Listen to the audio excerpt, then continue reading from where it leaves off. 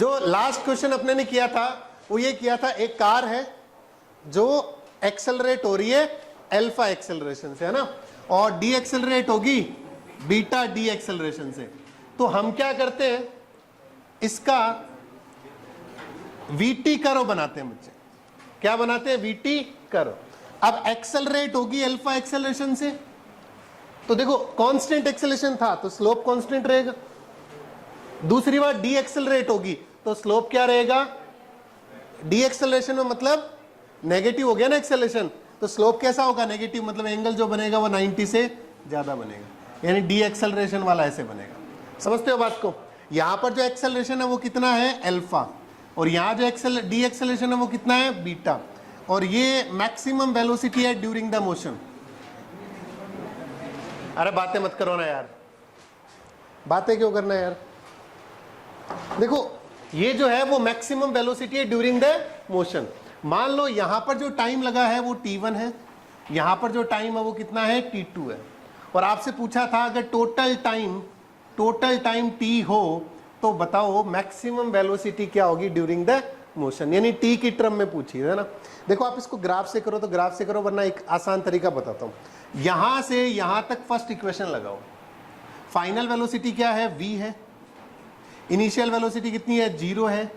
Acceleration कितना है? Alpha है। टाइम है t1, तो t1 बराबर आ जाएगा v by alpha. v by यहां से यहां तक फर्स्ट इक्वेशन लगाओ।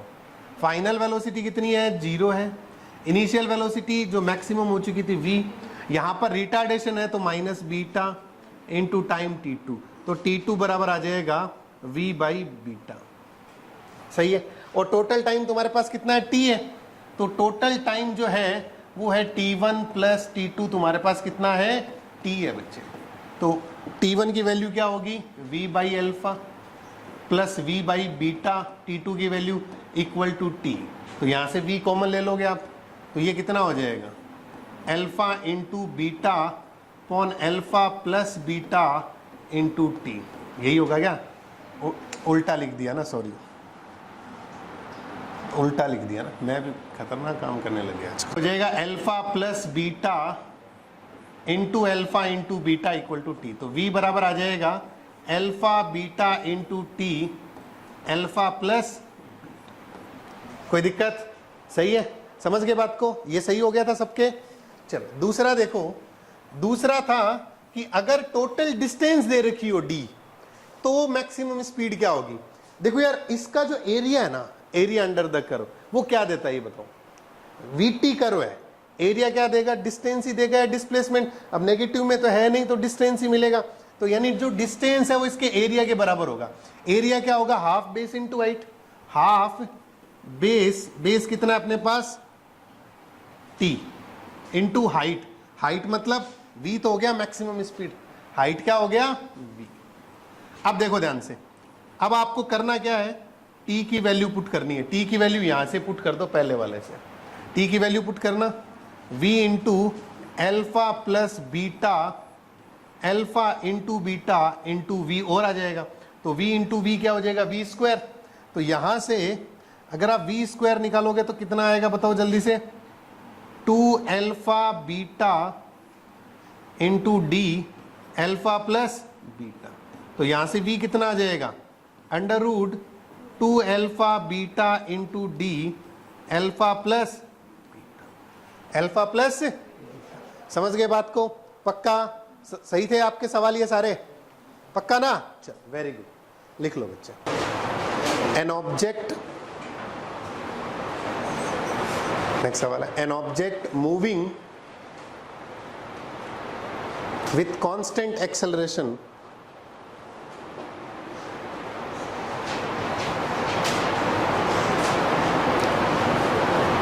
travel a distance s,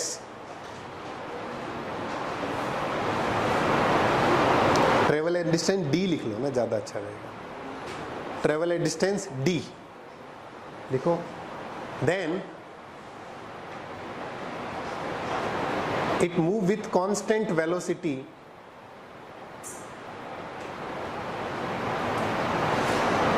for distance 2d। it come in retardation and travel a distance 3d and travel a distance 3d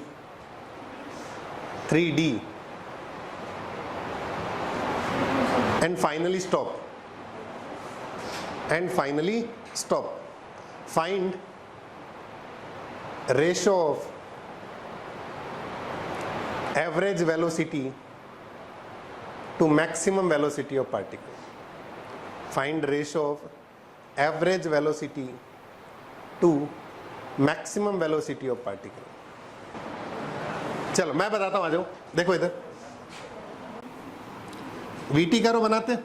देखो ग्राफ बनाने से क्या होता है, स्टडी करना आसान हो जाता है।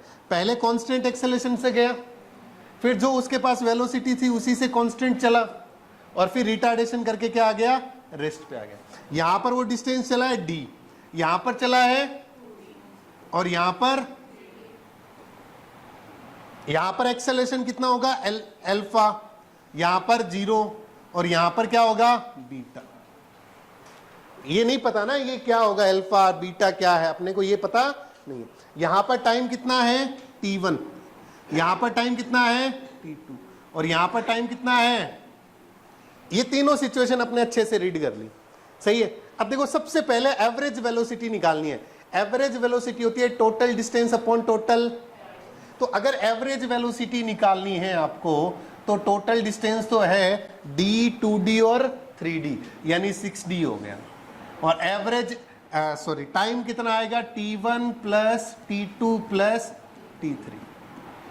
अब देखो मैं क्या करूंगा, टाइम निकालता हूं सबसे पहले।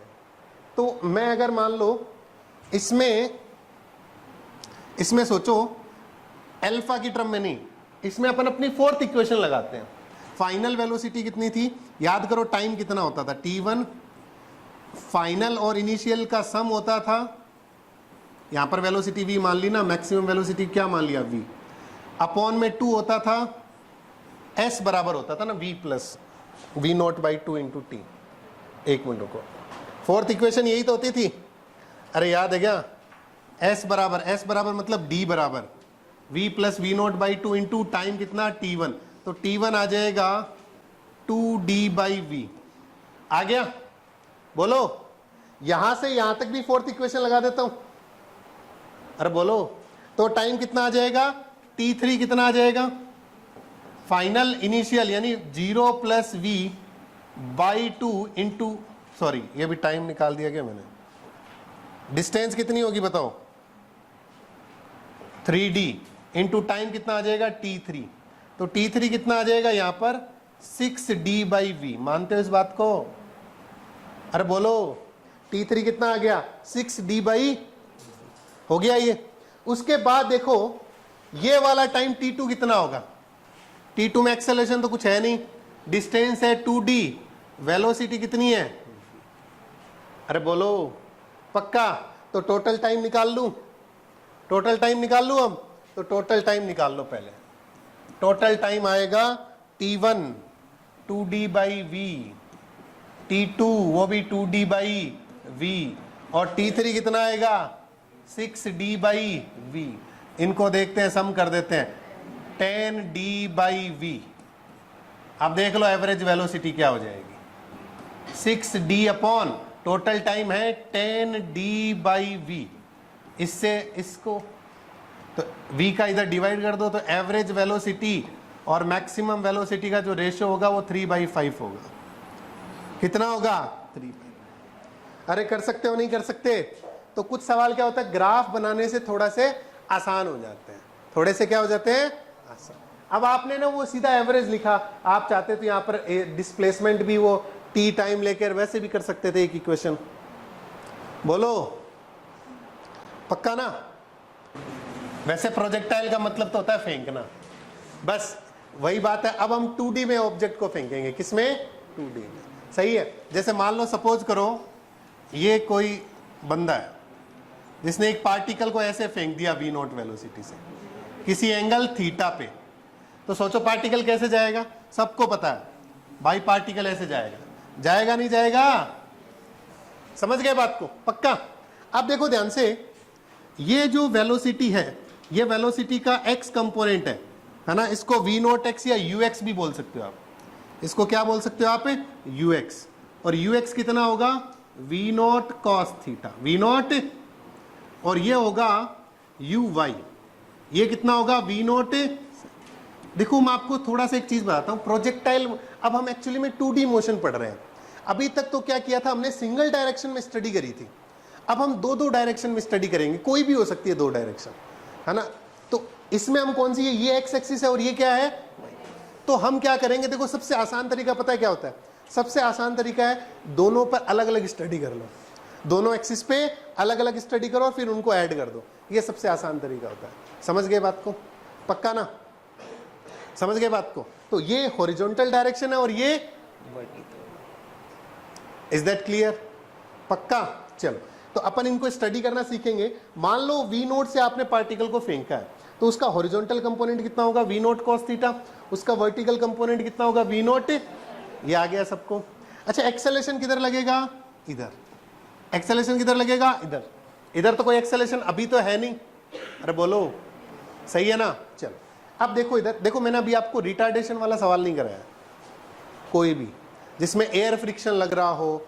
एक आधा सवाल इसमें करा दूंगा तो वो उसमें भी हो जाएगा, उसमें भी आप कर लोगे, सही है ना? नहीं तो आपको एक आधा सवाल में आप कहोगे तो उसमें करवा दूंगा कभी भी, है ना।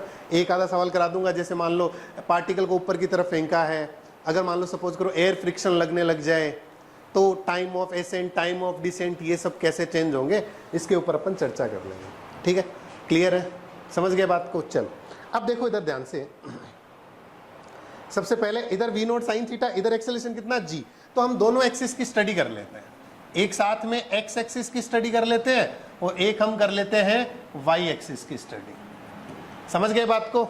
अब देखो इधर ध्यान से सुनो, इसको मैं थोड़ा इधर ले आता हूं ताकि थोड़ा एक्सिस की स्टडी करना आसान हो जाए। अब देखो x एक्सिस पे इनिशियल वेलोसिटी कितनी है? कितना होगा x एक्सिस पे initial velocity? v not cos theta. समझ गए? और y एक्सिस पे इनिशियल वेलोसिटी कितनी है? uy, जिसको आएगा v नॉट sin थीटा। मानते हो इस बात को? y एक्सिस पे जो इनिशियल वेलोसिटी होगी वो कितनी होगी? v not. अच्छा, x की डायरेक्शन में एक्सेलेरेशन कितना है? 0। y की डायरेक्शन में एक्सेलेरेशन कितना है? y की डायरेक्शन में एक्सेलेरेशन कितना है? माइनस का g, अगर आप ऊपर की डायरेक्शन को प्लस मानोगे तो। अब एक बात सोचो, x की डायरेक्शन में अगर, सोच के देखना, x की डायरेक्शन में अगर एक्सेलरेशन नहीं है तो क्या x की डायरेक्शन में वेलोसिटी हमेशा कांस्टेंट रहेगी? नहीं समझे? मैं अगर एक बात बोलूं तो इसका मतलब ux है वो ऑलवेज क्या रहेगा? कांस्टेंट। ऑलवेज क्या रहेगा? Constant during the motion, during the motion. Because, क्यों? Because ax is 0। जब हॉरिजॉन्टल डायरेक्शन में एक्सेलरेशन ही नहीं है तो वेलोसिटी चेंज हो सकती?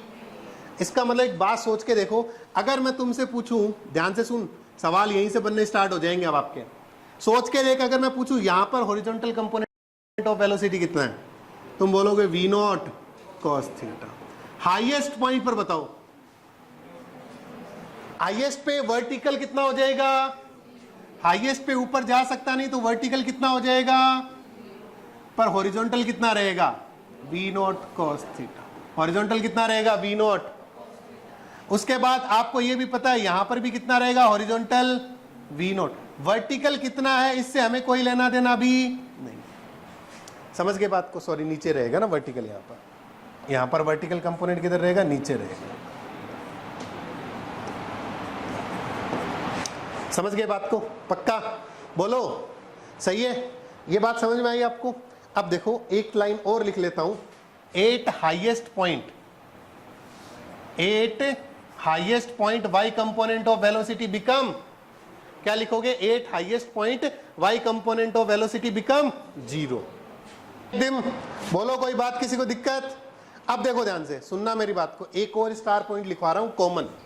कॉमन स्टार पॉइंट लिखवा रहा हूं कि अगर मैं आपसे पूछूं कि यार जब ये ना यहां पर था तब इसकी फाइनल वेलोसिटी जो नेट वेलोसिटी है वो v थी, कितनी थी v, और अगर ये अल्फा एंगल हॉरिजॉन्टल से बना रहा था तो आपसे कोई पूछ ले बताओ v क्या होगा, v क्या होगा अगर ये अल्फा एंगल हॉरिजॉन्टल से बना रहा था तो आप क्या सोचोगे बताओ, कैसे करोगे बताओ। देखो velocity of particle when it make an angle alpha with horizontal, alpha जब हॉरिजॉन्टल से बनाएगा तो ये v है तो ये v cos अल्फा, तो v cos अल्फा उस समय किसके बराबर होगा बताओ जल्दी से, किसके बराबर होगा, v नॉट cos थीटा के। तो यहां से v कितना आ जाएगा बच्चों, v not cos theta into cos alpha का उल्टा इधर क्या हो जाएगा sec अल्फा। ये कई बार एग्जाम में पूछा गया है बच्चों, कई बार एग्जाम में पूछा गया, यहीं से एक सवाल बन गया अपना, बन गया ना। तो किसी भी समय अगर मान लो जैसे मैंने मान लो 53 से फेंका और मैंने पूछा 37 पर वेलोसिटी कितनी होगी, तो डायरेक्ट v वेलोसिटी निकाल सकते हो और उसका कॉस कंपोनेंट करके निकाल सकते हो। अरे बोलो यार, समझ गए बात को। यहां पर एक और चीज आप लगा सकते थे, अगर मैं यहां पर y कंपोनेंट पूछ लेता वेलोसिटी का क्या होगा तो क्या बताओगे बताओ, यहां पर क्या निकालोगे, टेन थीटा निकालोगे, क्या निकालोगे टेन अल्फा, टेन अल्फा क्या हो जाएगा v y upon v naught cos theta. ये भी एक बहुत इंपॉर्टेंट फॉर्मूला बच्चों, किसी भी समय आप टेन अल्फा लगाओगे तो वो क्या होगा v y upon v x, v x तो हमेशा ही कांस्टेंट रहेगा तो वी वाई आ जाएगा। और अगर कभी वी वाई दे रखा हो तो अल्फा निकालना भी आसान है, नहीं समझे, अरे बोलो यार पक्का ये बात समझ में आई आपको, लिखो बच्चे, यही नहीं दिखेगा तो फिर क्या दिखेगा, मेरे को वहां से दिख जाएगा ये, सच में मेरे को दिख जाता है। मैं तो बहुत बार डॉक्टर के पास गया हूं चश्मा बनवाने के लिए, हर बार आई ड्रॉप देके छोड़ देता है, बहुत बार गया था, बाद में मैंने अब बिना पावर वाला ही खरीद रखा है।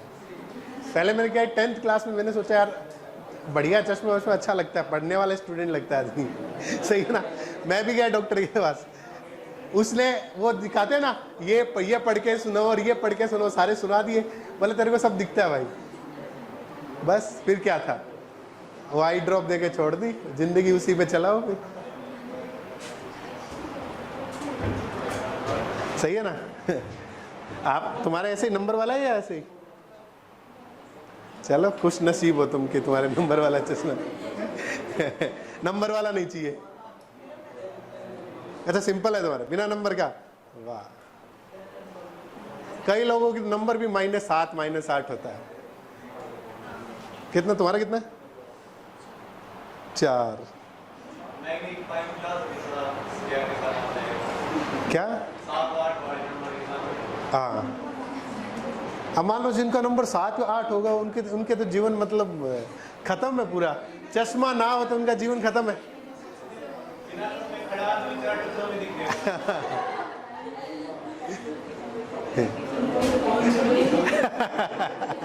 उसको बता, उसको वो चाहता है 4 टुकड़ों में दिखे चीजें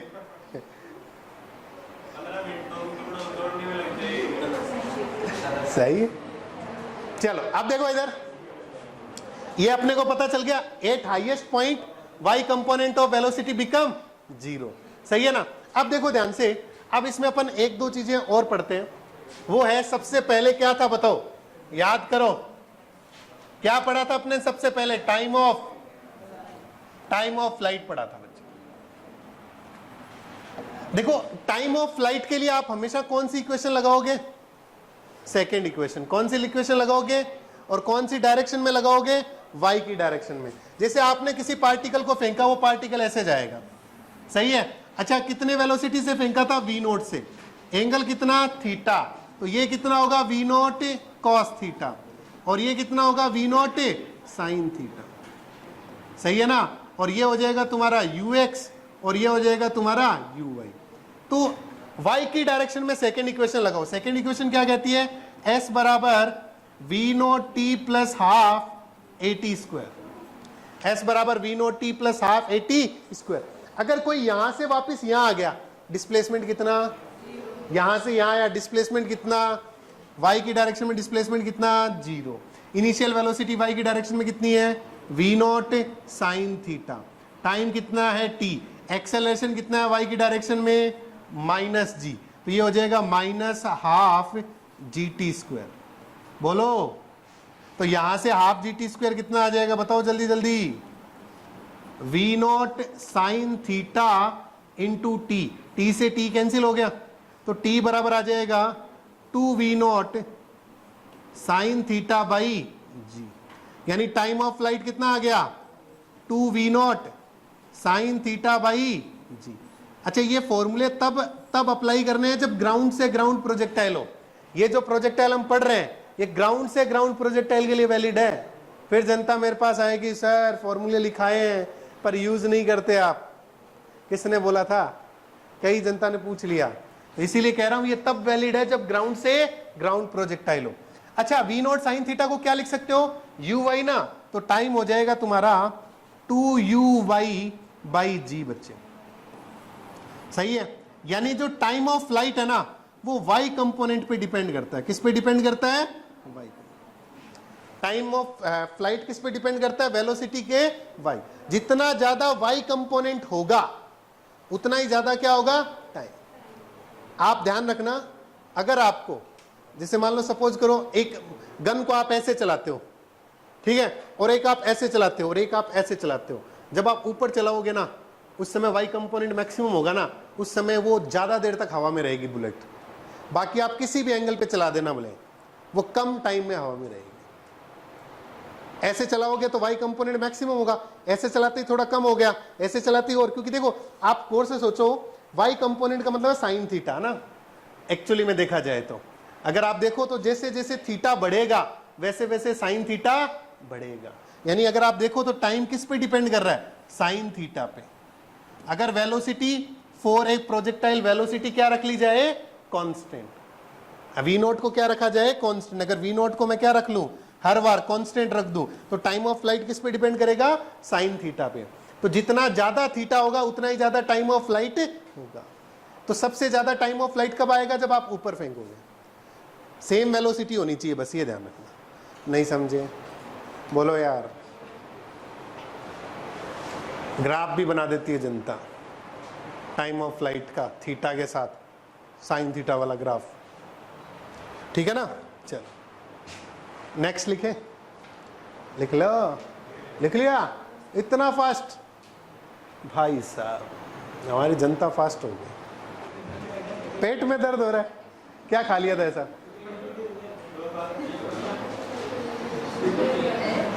यहाँ कई डॉक्टर हैं ऐसे जो पेट का दर्द ठीक कर देते हैं। अच्छा, अब दिल, पहले दिल में दर्द था, वो दिल से पेट में ट्रांसफर हो गया।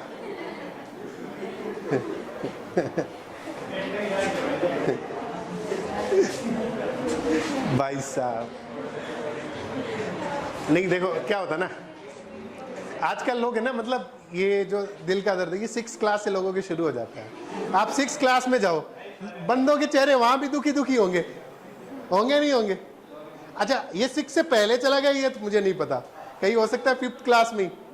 जिस उम्र में पेंसिल टूटनी चाहिए वहां लोगों के दिल टूट जाते हैं। सही है ना?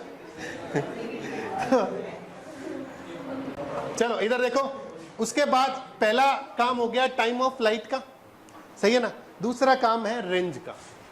रेंज कैसे निकालते हैं? मान लो किसी पार्टिकल को आपने, वही प्रोजेक्टाइल वाला दोबारा बना रहा हूं डायग्राम, वी नोट से फेंका था थीटा से, ये पार्टिकल ऐसे गया।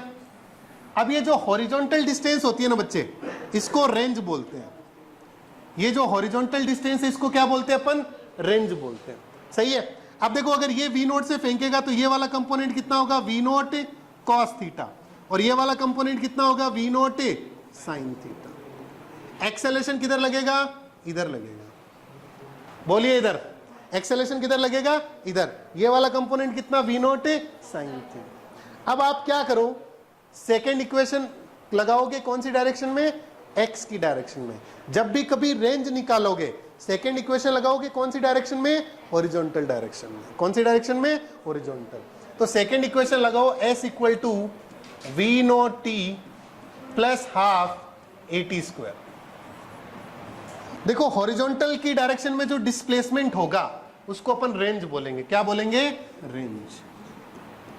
इनिशियल वेलोसिटी क्या होगी हॉरिजॉन्टल डायरेक्शन में? V naught cos theta. कितना होगा? V naught cos theta. Time कितना होगा यहां से यहां तक, time of flight t, acceleration है नहीं हॉरिजॉन्टल में, तो ये हाफ ए टी स्क्वायर कितना हो जाएगा 0। क्यों हो जाएगा? बिकॉज हॉरिजॉन्टल में एक्सेलरेशन होता नहीं। ये इक्वेशन हम हॉरिजॉन्टल में लगा रहे हैं बच्चे। कहां लगा रहे हैं? हॉरिजॉन्टल में। अब देखो इधर r बराबर हो जाएगा v not cos theta into T. T क्या है? Time of flight. कितना होता था? 2v not sine theta by g. Time of flight कितना होता था? 2v not sine theta by g, यही होता था। पक्का? तो रेंज आ जाएगी बच्चे कितनी? 2v not square sine theta cos theta by जी। अच्छा, 2 साइन थीटा कॉस थीटा क्या हो जाता है? Sine 2 theta. तो जो रेंज है वो ये आएगी v naught square sine 2 theta by g. Range कितनी आएगी? v naught square sine 2 theta by. समझ गए बात को? बोलो पक्का? अच्छा, इसका एक फॉर्मूला और है, देखो, this is ux and this is uy। तो रेंज जो है वो दोनों कंपोनेंट पे डिपेंड करती है, वो 2ux uy इंटू जी होती है। जो रेंज है वो हॉरिजॉन्टल और वर्टिकल दोनों कंपोनेंट पे डिपेंड करती है। सही है ना? ux uy 2ux uy by g. बात समझ में आ गई? पक्का ना? बोलो। अच्छा, एक और चीज सुनो ध्यान से, रेंज का थीटा के साथ वेरिएशन देखो। अगर सोच के देखो, अगर आप 0 रखो यहां पर, थीटा को 0 रखो तो रेंज 0 हो जाएगी। हो जाएगी ना? और थीटा को अगर 90 रखो तब भी रेंज 0 हो जाएगी। देख लो, 90 रखो भाई, 0। आपके पास अवेलेबल एंगल कितना है? मैक्सिमम अवेलेबल एंगल वो है 90। 0 से 90 आप थीटा को रख सकते हो। किसी भी पार्टिकल के लिए मैक्सिमम अवेलेबल एंगल फेंकने के लिए कितना होता है? 0 से।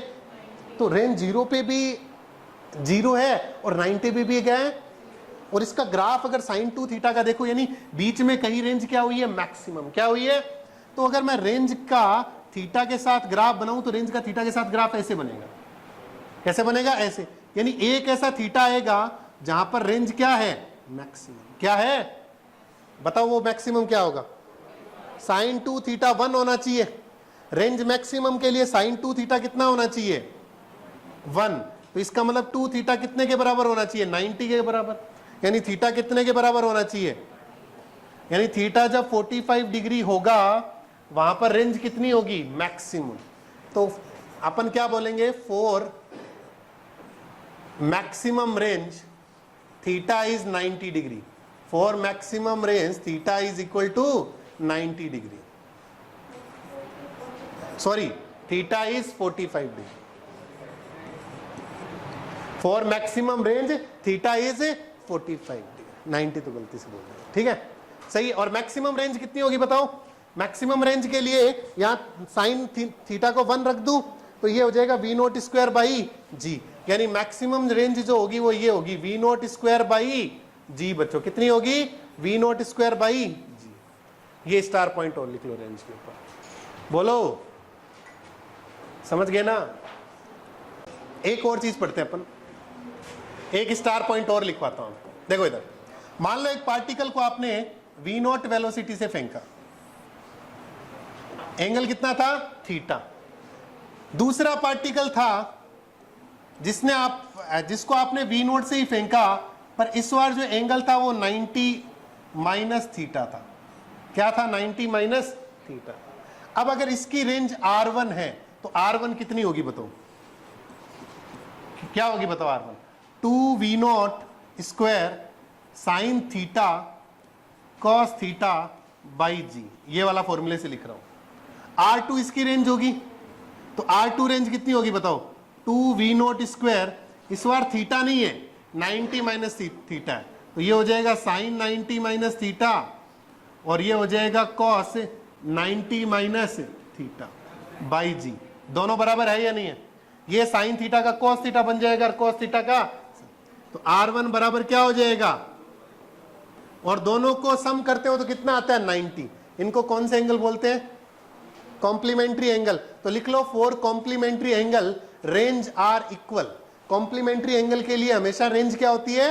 इक्वल। कॉम्प्लीमेंट्री एंगल कौन से होते हैं? जिन एंगल का सम कितना होता है? 90 डिग्री। लिख लो, for complementary angle range are equal, बोलो सही है ना। कॉम्प्लीमेंट्री एंगल के लिए रेंज क्या होगी, बराबर। यानी अगर एक 30 है तो दूसरा कितने डिग्री से होना चाहिए, 60। इनके लिए रेंज क्या हो जाएगी, बराबर। अगर एक मान लो सपोज करो 20 डिग्री है तो दूसरा कितना होना चाहिए, 70। इनके लिए रेंज कितनी हो जाएगी, इक्वल। समझ गए बात को, पक्का। अरे बोलो यार। आओ एक मस्त कहानी पढ़ते हैं। देखो ये एक बंदा है, बंदा नहीं बंदी बनाते हैं, देखो महिलाएं हैं, सही नहीं है क्या चीज है, देखो। अरे सुनो एक मिनट, और ये एक पहाड़ है, महिलाओं के लिए पहाड़ कोई ज्यादा दूर थोड़ी होता। तो क्या करता है, ये क्या करती है, पार्टिकल को V नोड से फेंकती है। अब ना अगर ये पहाड़ नहीं होता तो ये पत्थर इस बंदे तक पहुंच जाता है। बंदा, टोपी वाला बंदा, ठीक है। तो ओके, टोपी जो भी लगाते, कैप, तो अरे ठीक है ना, इसके जीवन में महिला है तो सही ना। तुम लोगों के तो जीवन में वो भी नहीं है, तो क्यों दुखी। ठीक है, तो ये क्या करती है, पत्थर को एंगल फेंकती है कितना, 15 डिग्री में। ठीक है, अरे तो पत्थर में यार, पहले के लोग पता क्या होते थे, नंबर एक्सचेंज करने का यही मेथड होता था, कागज में पत्थर डालकर यूं फेंकना पड़ता था। सामने वाला भले ही गमला मारते पड़ने के बाद, पर आपको तो पत्थर ही फेंकना पड़ता था। तो ऐसा ही, अरे हमारा टाइम ऐसे ही था है? मैंने कभी नहीं किया भाई। मेरे को हमेशा से ही डर लगता है महिलाओं से, डरता हूं मैं महिलाओं से। ये इस पहाड़ी को जस्ट टच कर जाता, सही है। जैसे ही पत्थर फेंकता है, पत्थर जस्ट उसको टच कर रहा, मतलब वहां तक नहीं पहुंच पाएगा, सही है। तो लिखो find angle with which stone is project, find angle with which stone is project so that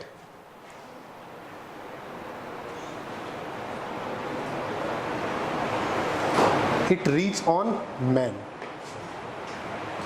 टोपी वाले भाई साहब के पास पहुंच जाए, सही है। देखो इस सवाल में, देखो इधर, अगर एंगल 15 डिग्री है, देखो ध्यान से, आंसर में आपको अगर 16 डिग्री दिखे तो क्या आंसर क्लिक कर दोगे क्या? आंसर क्या आना चाहिए? जैसे मैं ऑप्शन में आपको दे देता 16 डिग्री, 18 डिग्री,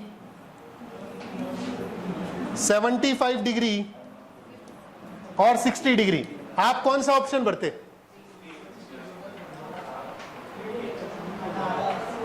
ये जस्ट टच कर रहा था। देखो आपको बताऊं, अगर आप इससे ज्यादा कुछ भी एंगल दोगे तो उसमें भले ही ये क्रॉस कर जाएगा पर उसके हाथ में नहीं जाएगा, वो उस तक पहुंचाना है। उससे आगे पीछे मान लो सर में लग गई तो कहानी खत्म हो जाएगी, सही है ना। तो इसलिए अपने को करना क्या पड़ेगा, अगर रेंज सेम करनी है तो अगर एक थीटा होगा तो दूसरा 90 माइनस थीटा होगा, यानी दूसरा एंगल होगा 75 डिग्री। कितना? 75। वे सीधा, तो एंगल कितना सही है? 75 डिग्री। ये गलत है, 16 और 18 डिग्री गलत हो जाएगा, ध्यान रखना, क्योंकि आपको रेंज भी सेम करनी है। बच्चे सोचते हैं 16 डिग्री भर दो सर, 18 डिग्री में भी तो पत्थर तो क्रॉस तो कर ही रहा है, नहीं, सही है ना। क्या 15 डिग्री और 16 डिग्री की? हाँ, रेंज सेम होगी ना, पर हाइट अलग अलग होगी ना। तो ये पहाड़ी 15 डिग्री के लिए कम पड़ सकती है, 75 डिग्री के लिए कम नहीं पड़ेगी। मानते हो ना इस बात को? तो क्रॉस कर जाएगी ऊपर से, ठीक है। देखो ये एक बंदा है जो एक गन हाथ में पकड़ा देता है इसका, इससे एक बुलेट निकल रही है। वी नॉट वेलोसिटी से, है ना। Find maximum area cover by bullet, मतलब ये हर एंगल पे बुलेट छोड़ रहा है इसे, है ना। तो मैक्सिमम एरिया कितना कवर कर सकता है? 45 डिग्री एरिया होता है। क्या करते हैं sir? Find maximum area cover by bullet. बताओ मैक्सिमम एरिया क्या होगा? देखो इधर, आपको सबसे पहले क्या निकालनी है? मैक्सिमम रेंज निकालनी है। भाई मैक्सिमम पार्टिकल कितनी दूर तक फेंक सकता है? जब वो कितना होगा? 40। यानी बुलेट मैक्सिमम डिस्टेंस कब ट्रेवल करेगी? जब उसको कितने से फेंका जाए? 45 डिग्री से। सही है। और मैक्सिमम रेंज होगी वी नॉट स्क्वायर बाई, सही है। तो एरिया कितना हो जाएगा? पाई आर स्क्वायर। आर क्या है? तुम्हारी रेंज है। ये maximum area cover by bullet हो जाएगा। बोलो। अब यहां पर जरूरी नहीं है बुलेट का एग्जांपल दे, वो पानी का भी दे दे। पाइप पकड़ रखा है मान लो उसने, वी नोट से पानी बाहर आ रहा है, तो मैक्सिमम एरिया कितना कवर कर सकता है वो? बोलो।